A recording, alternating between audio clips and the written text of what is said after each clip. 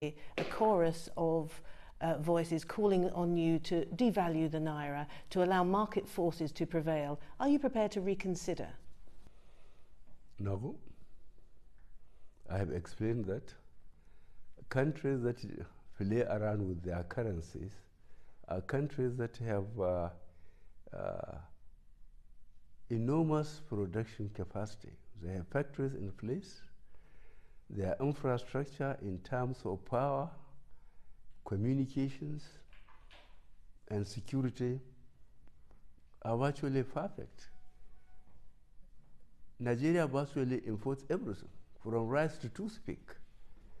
Now, if we don't have the money to import those things, what is the value of further developing our naira? Well, you're going against the advice of the IMF.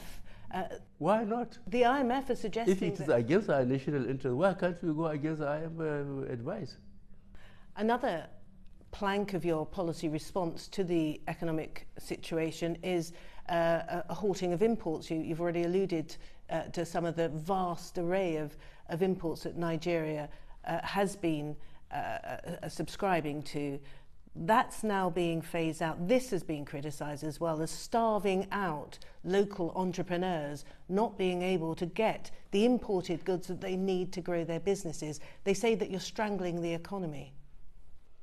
Yes, that is the theory of it. Nigeria can only afford to live within its means. If we don't have the money,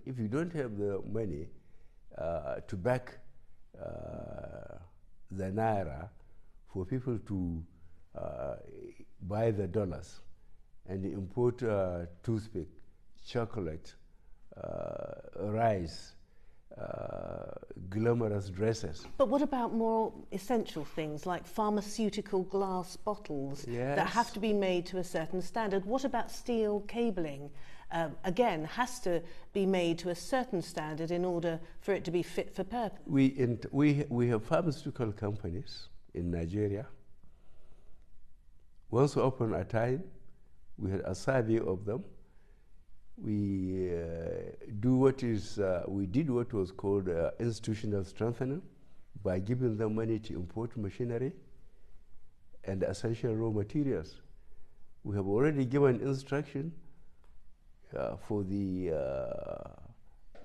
ministries to find out which industries need foreign exchange on quarterly basis to produce what is essential, like pharmaceutical industry, as you said, and others, but certainly not to import rice and so on. Going back to your policy on the freezing of the value of the naira, you've opened up effectively a vast new area of corruption in terms of the parallel market. The black market is so different. So many people who've been allocated the foreign exchange, which is a narrow group of privileged and elites, are then often selling on that currency on the black market and therefore making a huge amount of money. Another window of corruption has opened up. And this, of course, goes against one of the main tenets of your presidency.